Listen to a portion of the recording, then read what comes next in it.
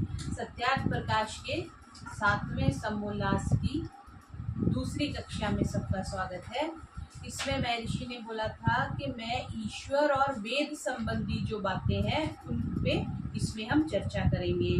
तो कल महर्षि ने कुछ मंत्र बता के, कुछ प्रश्न उत्तर बता के बताया था कि ईश्वर व्यापक है, वो सब जगह रहता है, ईश्वर दयालु भी है, न्यायकारी भी है।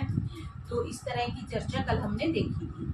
तो आज हम यहाँ से प्रारंभ कर रहे हैं। यहाँ पे कह रहे हैं कि ईश्वर साकार है या निराकार। ये प्रश्न उठा करके महर्षि इसका उत्तर देंगे। प्रश्न है कि ईश्वर साकार है व निराकार।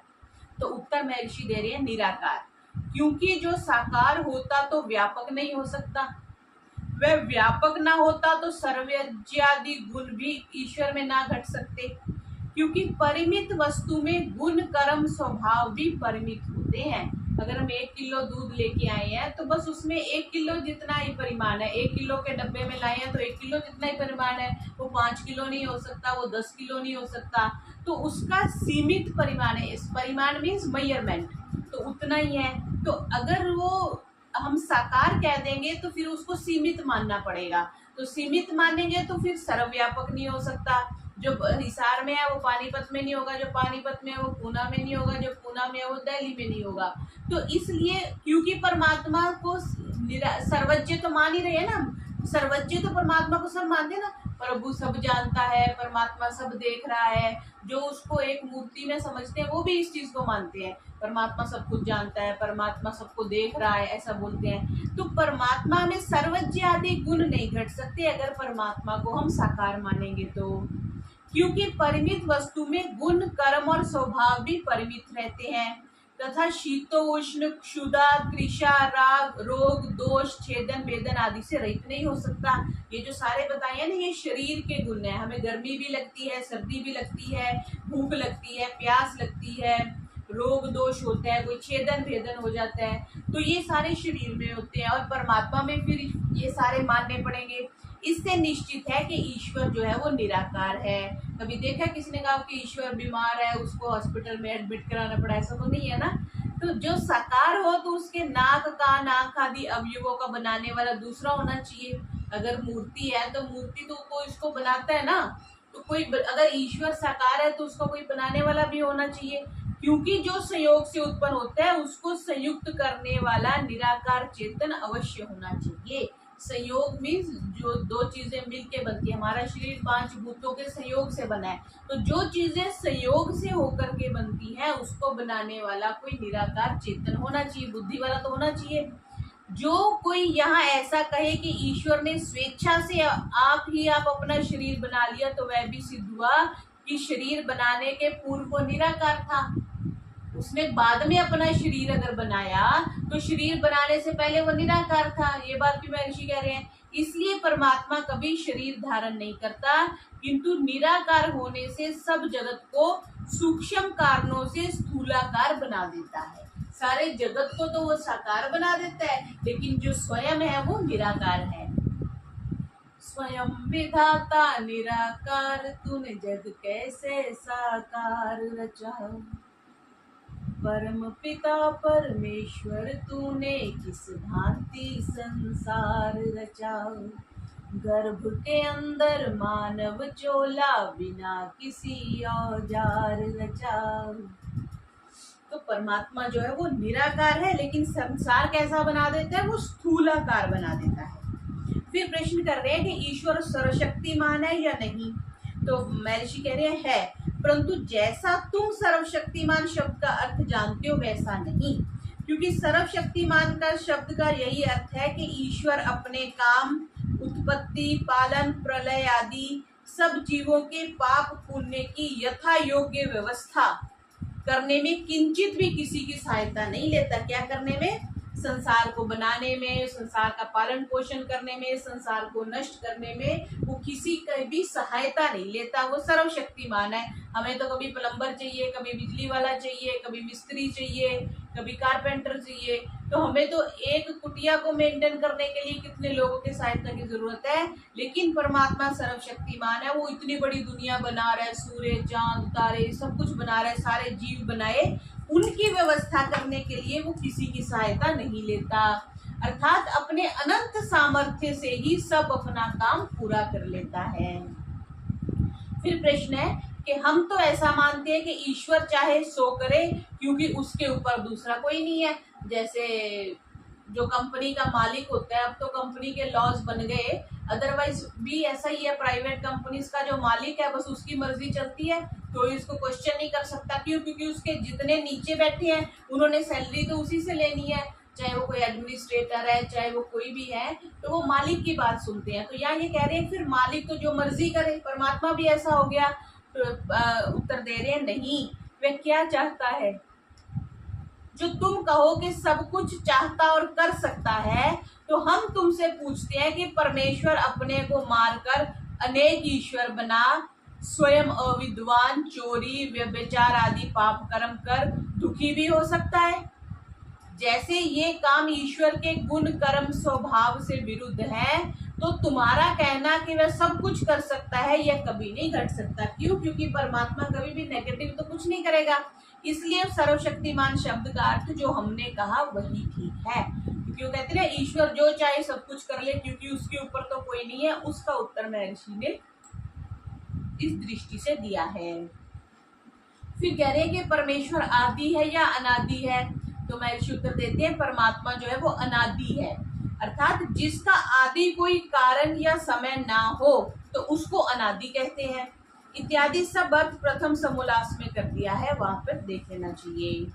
फिर कहते हैं परमेश्वर क्या चाहता है, उसकी इच्छा क्या है? तो कहते हैं सबकी भलाई और सबके लिए सुख चाहता है, परंतु स्वतंत्रता के साथ किसी को बिना पाप किए पराधीन नहीं करता। स्वतंत्रता, सबके लिए सुख तो परमात्मा चाहता है, स्वतंत्रता के साथ किसी को भी बिना पाप किए पराधीन नहीं करता। इसका क्या अर्थ निकलेगा कि परमात्मा स्वतंत्रता के साथ किसी को बिना पाप किए पराधीन नहीं करता। तो हम पराधीन है तो हमने पाप किया है, ऐसा मानना चाहिए। क्योंकि पराधीन, वो कहते हैं ना कि पराधीन के बराबर दुख नहीं और स्वाधीनता के बराबर सुख नहीं। तो परमात्मा हमें अगर पराधीन कर रहा है तो वो किसी पाप के अंतर्गत होता है। हम कई बार ऐसा सोचते हैं ना कि हम नौकरी करते हैं, नौकरी तो अब सारे करते हैं, तो नौकरी भी एक तरह से तो पराधीनता ही है ना। मालिक की पराधीनता होगी, चाहे सरकार की पराधीनता होगी। तो वो क्यों हो रही है? तो क्योंकि कोई ना कोई पाप किया हुआ, वो भोगने के लिए वहां जा रहे हैं। फिर कह रहे हैं परमेश्वर की स्तुति प्रार्थना उपासना करनी चाहिए या नहीं? तो कह रहे हैं करनी चाहिए। क्या स्तुति आदि करने से ईश्वर अपना नियम छोड़ स्तुति प्रार्थना करने वालों का पाप छुड़ा देगा? यही प्रश्न है ना। ये ईसाई मत वाले यही कहते हैं ना, आप ईसा मसीह की शरण में आ जाओ, वो आपके पापों को माफ कर देगा। दूसरे मत संप्रदाय के लोग भी यही कहते हैं कि तुम हमारी पूजा पद्धति मानो, हमारे गुरु को मानो, तो तुम्हारा सब सारे पाप माफ हो जाएंगे। इसलिए तो ज्यादा लोग वहां जाते हैं, चोरी करने वाले, गलत काम करने वाले सब उधर चले जाते हैं। क्यों? क्योंकि उधर माफी है। हमारे यहाँ नहीं आते। क्यों? क्योंकि हमारे यहाँ कहते हैं फिर दंड मिलेगा। तो कह रहे नहीं, तो फिर स्तुति प्रार्थना क्यों करनी? तो कह रहे उनके करने का फल अन्य है। आप ये नहीं कि आपने परमात्मा की स्तुति कर दी तो आपने जो दिन में कत्ल किया है उसकी सजा नहीं मिलेगी। तो कह रहे हैं उस अगर आप स्तुति कर रहे हो तो उसका फल अन्य है, और जो आपने कत्ल किया है उसका फल अन्य है।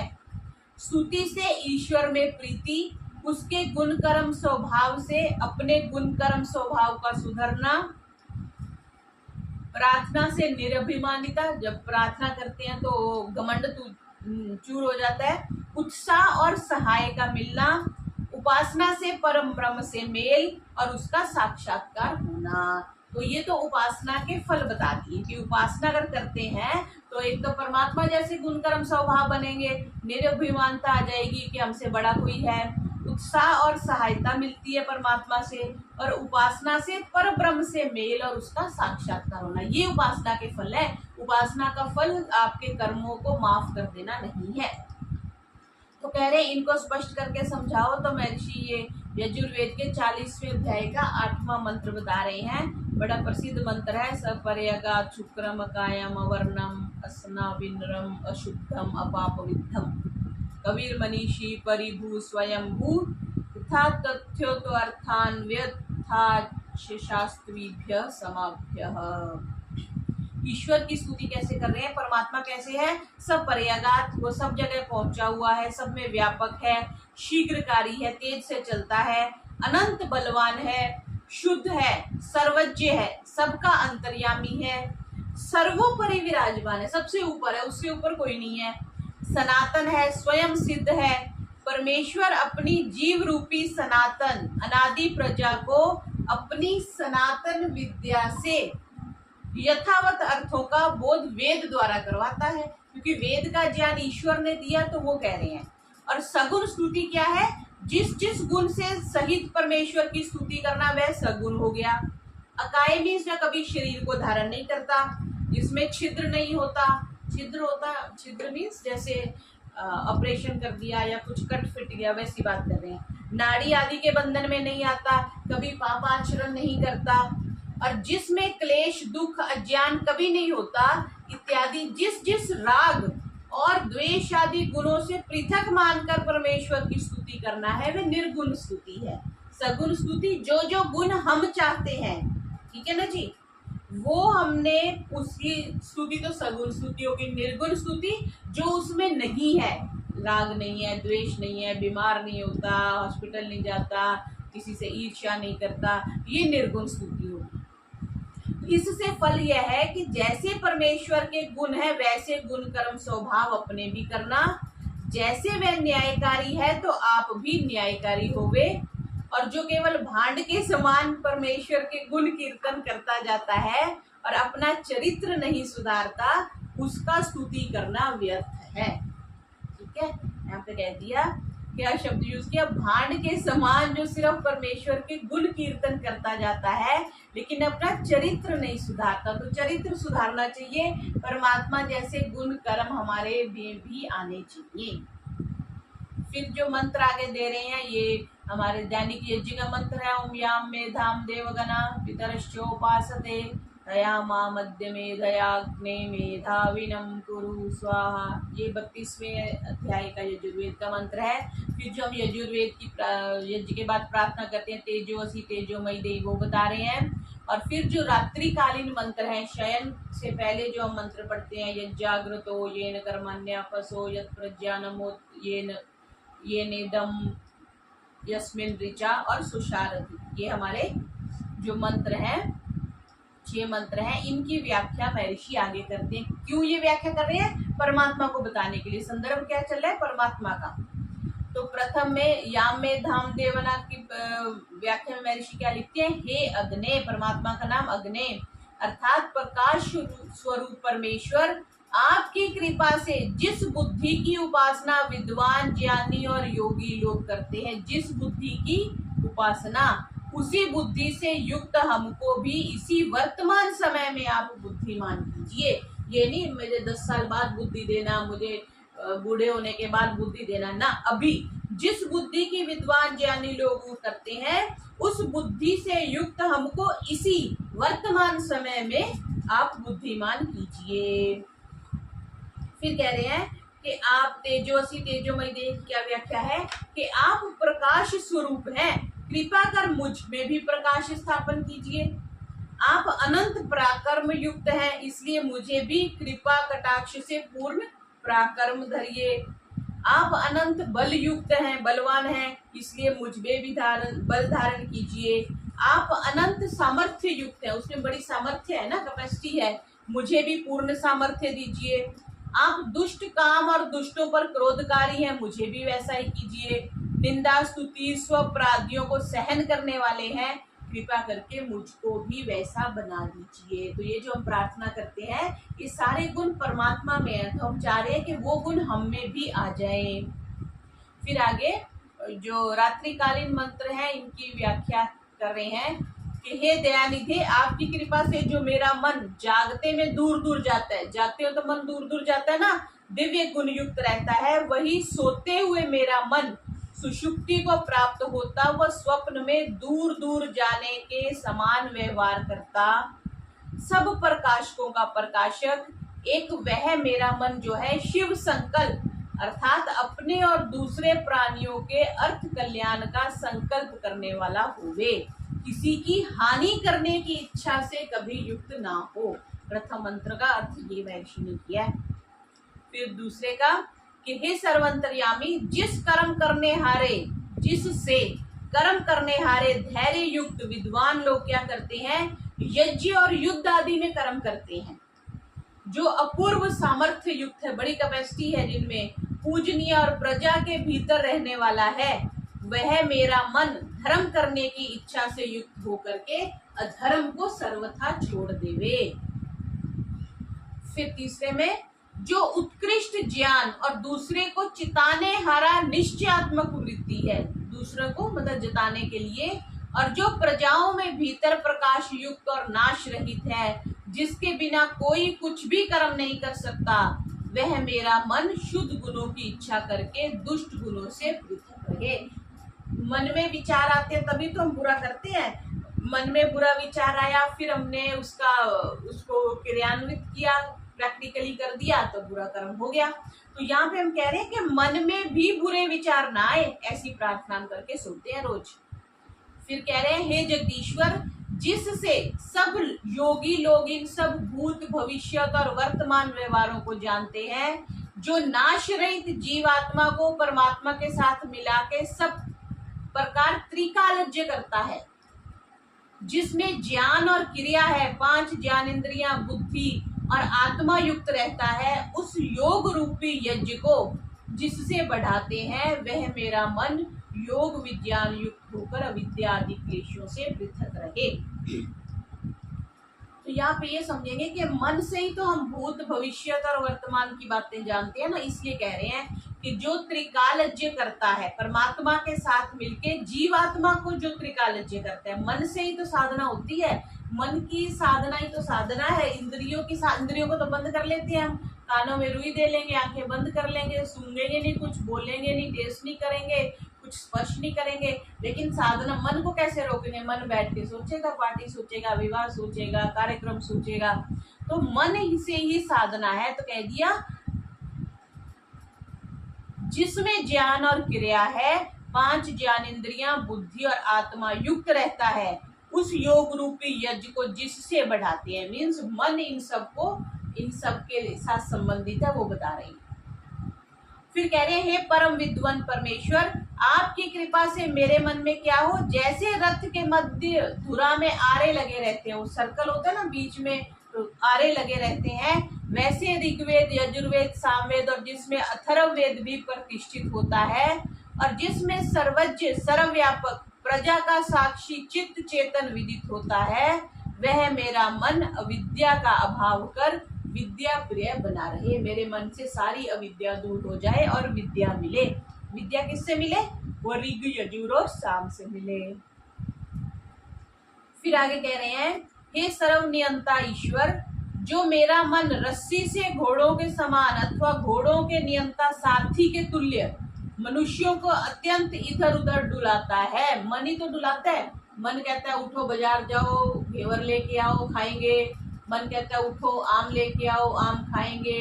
तो मन ही तो घुमा रहा है सारी दुनिया को। नहीं तो शांत होकर बैठ जाए। अब फकीर लोग जो है वो एक कुटी में बैठे हैं छोटी सी में, कुछ पंखा नहीं, कोई बिजली नहीं, कोई पानी नहीं, और वो बैठे हैं आराम से, क्योंकि मन उनको नहीं दौड़ाता।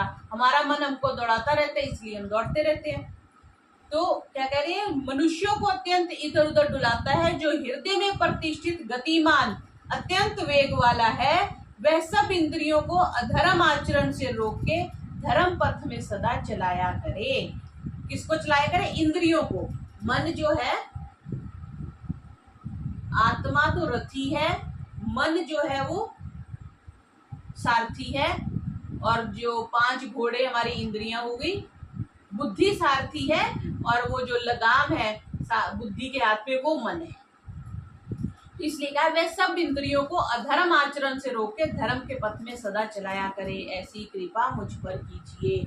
ये हम रात्रिकालीन शयन काल जो मंत्र है उनकी व्याख्या करें।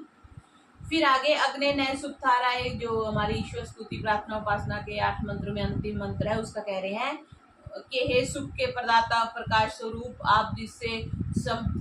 आप हमको श्रेष्ठ मार्ग से संपूर्ण प्रज्ञानों को प्राप्त कराइए, जितने भी ज्ञान है सारे हमें प्राप्त कराइए, और हमसे कुटिलता रूप पाप रूप कर्म पाप आचरण रूपी मार्ग है उससे पृथक कीजिए।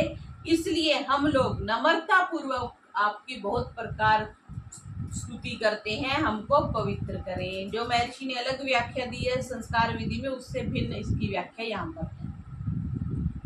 फिर आगे एक और मंत्र दे के यजुर्वेद के 16वें अध्याय का 15वां मंत्र दे रहे हैं, उसकी व्याख्या कर रहे हैं कि हे रुद्र, दुष्टों को पाप के रुद्र क्यों कहते हैं? क्योंकि दुष्टों को पाप के दुख रूपी फल को देकर रुलाने वाला परमेश्वर परमात्मा हमें रुलाता है ना। परमात्मा क्यों रुलाता है? क्योंकि हमने पाप किया हुआ है। पाप नहीं किया होता तो हमें नहीं रुलाता। बहुत से लोग सुखी होते हैं, हम सुखी नहीं है। क्योंकि हमारे पाप है जो हमारा हमें दुख रूपी फल दे रहे हैं। तो दुष्टों के पाप के दुख स्वरूप फल को देकर रुलाने वाले परमेश्वर, आप हमारे छोटे बड़े जन, गर्भ, माता पिता, प्रिय बंधु वर्ग और शरीरों का हनन करने के लिए प्रेरित मत कीजिए। ऐसे मार्ग से हमको चलाइए जिससे हम आपके दंडनीय ना हो। देखो कितनी बड़ी प्रार्थना इसमें कर दी। प्रियास्तन्वो रुद्र रीरिषः, मतलब आप हमारे छोटे बड़े जन जो हैं, गर्भ है, माता पिता, प्रिय बंधु वर्ग हैं, शरीरों का हनन करने के लिए प्रेरित मत कीजिए। मतलब इन शरीरों का हनन किस तरह से हो गया? मतलब उनको हम जो हमारे बंधु जन हैं उनको हम दुखी मत करें। ऐसे मार्ग से हमको चलाइए जिससे हम आपके दंडनीय ना हो, मतलब हम आपके दंड के पात्र ना बने। ऐसे मार्ग से हम चलें। अगर हम सही समय पे सारे कार्य करते हैं, अनुशासन में रहते हैं, तो हमें स्कूल में, कॉलेज में, जॉब में कोई दंड नहीं मिलता। अगर हम अनुशासन का पालन नहीं करते तब हमें दंड मिलता है। वही बात कह रहे हैं। फिर शतपथ ब्राह्मण का वाक्य है, अस्तोमा सदगमय तमसोमा ज्योतिर्गमय मृत्योर्मामृतम गमय अमृतम गमयेति। ये शतपथ ब्राह्मण का वाक्य। इसमें कह रहे हैं, हे परम गुरु परमात्मन, आप हमको क्या करिए? असत्य मार्ग से पृथक कर सन्मार्ग में ले जाइए। दूसरों से हम पूछते हैं ना, किसी गांव को जाना हो, ये सड़क टूटी हुई है, तो दूसरा कहेगा उधर से चले जाओ, तो हम पूछते हैं वो सड़क ठीक ठाक है? अगर वो कहते हैं ठीक ठाक है तो हम फटाफट गाड़ी उधर मोड़ लेते हैं। तो वही बात, हमें असत्य मार्ग से, जो परेशानी देने वाला, दुख देने वाला मार्ग है, उससे अलग करके सन्मार्ग में प्राप्त कीजिए। अविद्या अंधकार को छुड़ा के विद्या रूपी सूर्य को प्राप्त कीजिए। मृत्यु रोग से पृथक करके मोक्ष के आनंद रूपी अमृत को प्राप्त कीजिए। मृत्यु अलग, मतलब मृत्यु वाले रास्ते पे नहीं हम जाना चाहते हैं, मोक्ष वाले मार्ग पे जाना चाहते हैं।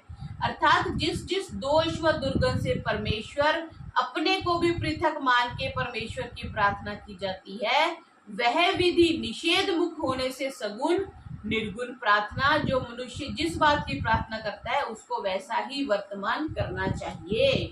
अर्थात जैसे सर्वोत्तम बुद्धि की प्राप्ति के लिए परमेश्वर से प्रार्थना करे, तो उसके लिए जितना अपने से प्रयत्न हो सके उतना भी करे। वैसे तो नहीं है भगवान, जैसे वो कल कोई बता रहा था, परमात्मा से वो प्रार्थना करते हैं मेरी लॉटरी निकल जाए, लॉटरी निकल जाए। तो ये तो प्रार्थना ही गलत है। लॉटरी एक तरह का जुआ है। बिना पुरुषार्थ के आप जो पैसा प्राप्त कर रहे हैं वो तो जुआ ही हो गया ना। तो ऐसा नहीं करना चाहिए, ऐसा वेद में विधान नहीं है। या ये जो आजकल आते हैं बिजनेस करने वाले, एक आगे आगे परम वो चेन बनाते जाओ तो उससे आपको पैसे मिलते जाएंगे। जो भी आपको धन धान्य संपदा बिना पुरुषार्थ के मिल रही है वो पाप के खाते में है। तो यह कहा कि हमें सर्वोत्तम बुद्धि के लिए अगर प्रार्थना कर रहे हैं, गायत्री मंत्र के लिए, तो प्रयास भी तो करना चाहिए।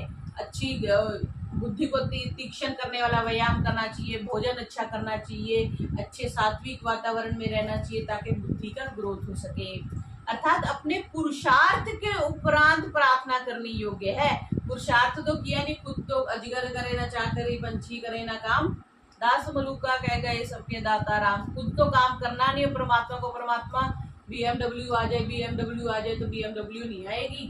पहले पुरुषार्थ करो फिर प्रार्थना करो। इसके आगे संदर्भ में थोड़ा सा महर्षि और लिख रहे हैं कि ऐसी प्रार्थना कभी ना करनी चाहिए और ना परमेश्वर उसको स्वीकार करता है। जैसे हे परमेश्वर आप मेरे शत्रुओं का नाश कर दो, मुझको सबसे बड़ा, मेरी ही प्रतिष्ठा, मेरे अधीन सब हो जाए, इत्यादि। क्योंकि जब दोनों शत्रु एक दूसरे के नाश के लिए प्रार्थना करें तो परमात्मा दोनों का ही नाश ना कर दे।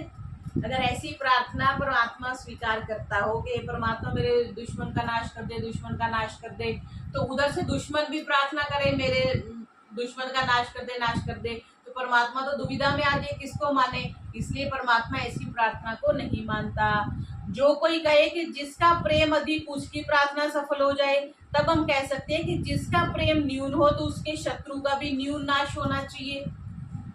कि जिसका प्रेम न्यून है तो उसके शत्रु का नाश भी न्यून होना चाहिए। ऐसी मूर्खता की प्रार्थना करते करते कोई ऐसी प्रार्थना करेगा, ये परमेश्वर आप हमको रोटी बना के खिलाइए, मकान में झाड़ू लगाइए, वस्त्र धो दीजिए, खेती बाड़ी भी कीजिए। इस प्रकार जो परमेश्वर के भरोसे आलसी होकर बैठे रहते हैं वे महामूर्ख हैं। क्योंकि जो परमेश्वर की पुरुषार्थ करने की आज्ञा है उसका जो कोई तोड़ेगा वह कभी सुख ना पावेगा।